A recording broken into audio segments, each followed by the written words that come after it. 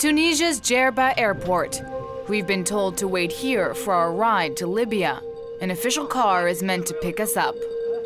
We'll be going to Tripoli by road through the Tunisian border. Since NATO coalition forces began their intervention, planes no longer land in Libya. My colleague Khalil and I have been waiting for the green light from the Libyan authorities for a week. Our contact is one of Gaddafi's men. His name is Mustafa. What did Mustafa say?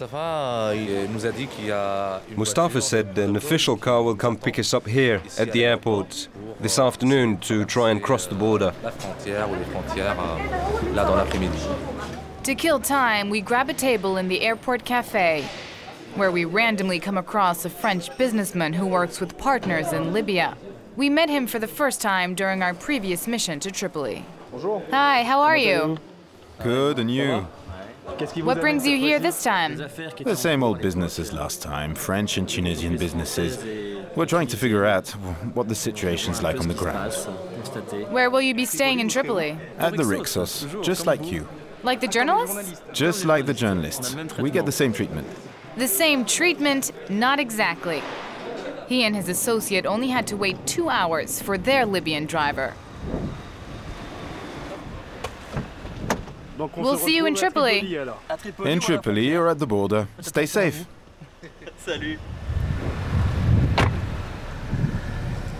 As for us, we'll have to spend one more night in Tunisia. We're off the next morning to the border at Ras Jir. Our Libyan contacts say a bus is waiting. We keep the camera rolling as we cross over into Libya. As soon as we've passed, the tone changes. Hey, cover your camera lens. It's off, it's off. Does he want the cover? To cover the lens. Oh, the cover.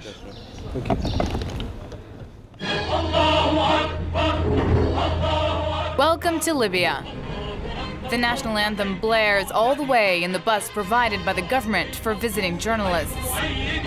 Tripoli is straight ahead. Along the way, buildings covered in bullet holes remind us that these towns tried to rebel, but today they're all back in Gaddafi's control. It'll take us more than 4 hours to get to the capital instead of the usual 2. We have to cross 35 checkpoints.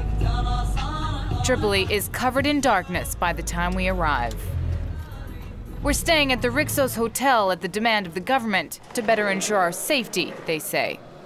The hotel's been transformed into an enormous press hall where the regime gives briefings, as well as the headquarters of the Libyan communication services.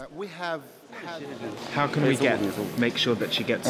did she send us her passport? Yeah, all it needs is someone here to call the embassy in London and then it happens. Absolutely, I'll do that. Thank you. Those are the men that keep a tight grip on the Libyan government's public statements.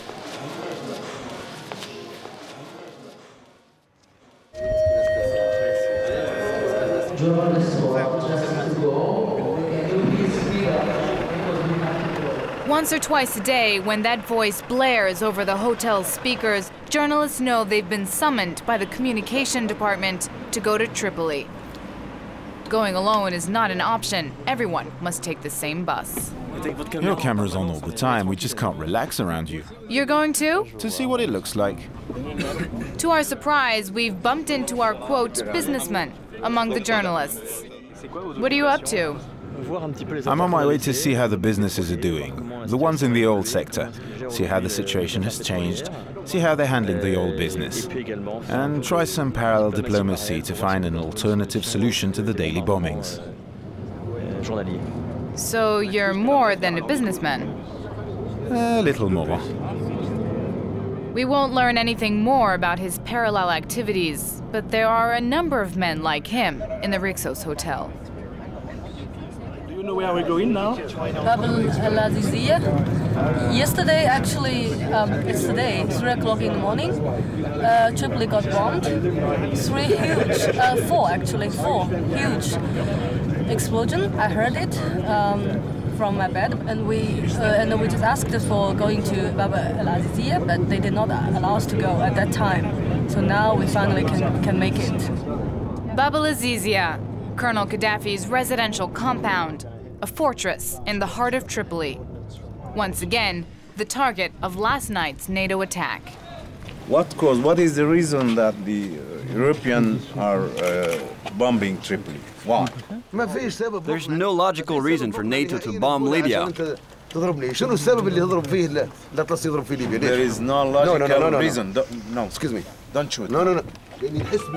I'd like to express my pain for you international press people. In fact, you have no reason to be here. You don't reflect reality. I suggest that we should go. We should just go, I think. I'm not making any official statement. I'm just telling you what I think of your work as journalists. And who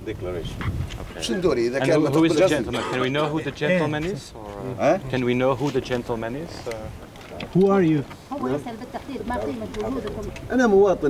a citizen. This man, however, is no ordinary citizen. He's a colonel in charge of Gaddafi's bodyguards. He's the one leading the tour of the bombarded residence. This is where civilians were killed last night. You'll be able to see them in hospital later.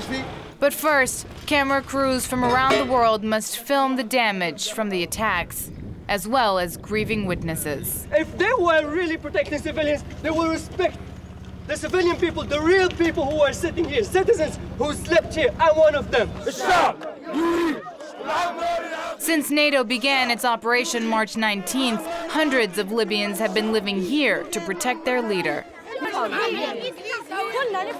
We're all ready to die for Muammar Gaddafi. We don't exist without him. Everyone's ready, except for the traitors.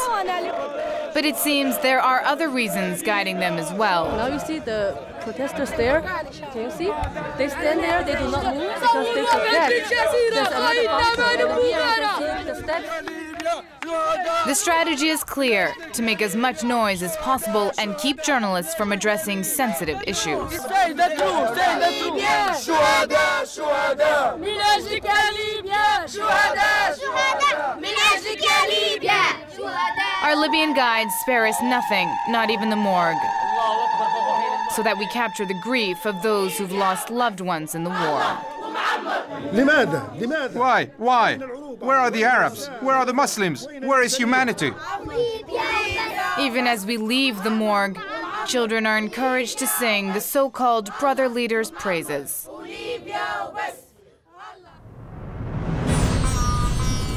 The tour's next stop is surreal. We're taken to a picture-perfect scenic area like a group of tourists. 70 kilometers outside Tripoli, the ancient city of Sabratha is one of Libya's archaeological treasures.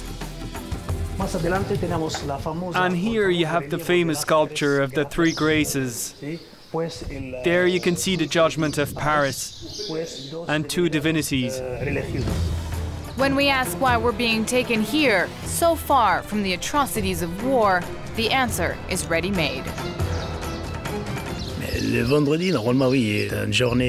Fridays are holidays in Libya. It's a day off.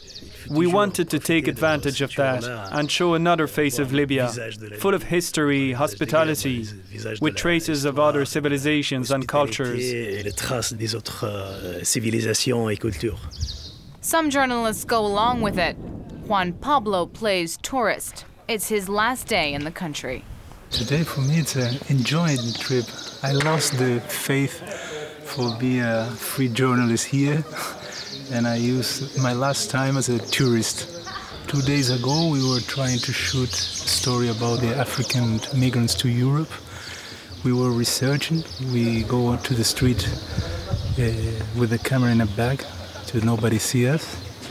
And we found interesting things for shoot. In the moment when we tried to start, we were stopped by the police. We finished in the police department for more than 3 hours.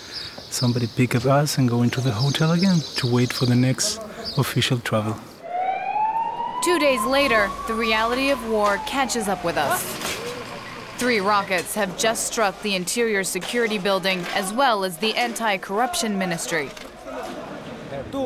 It was completely calm, and then all of a sudden, bang! There was an explosion, 2 bombs, one like this and another in the sky.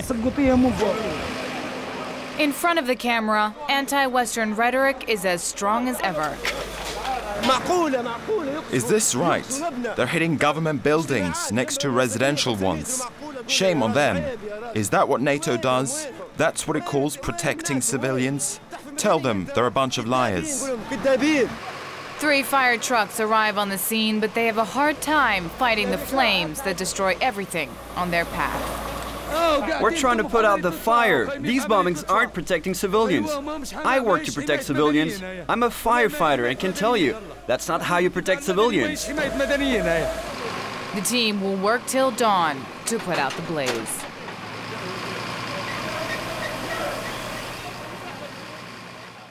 The surroundings may be different, but the Libyans deemed presentable to Western cameras here are as angry as ever.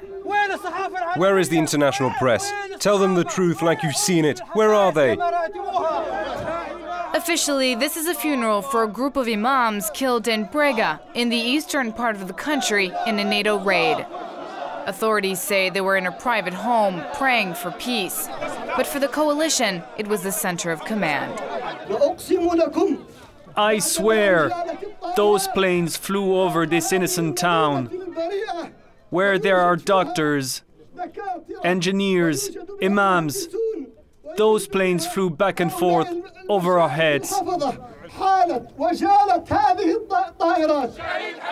that very moment, NATO planes hover above us. The war isn't over yet. These funerals, as well as the bombings, have been covered in reports broadcast on France 24.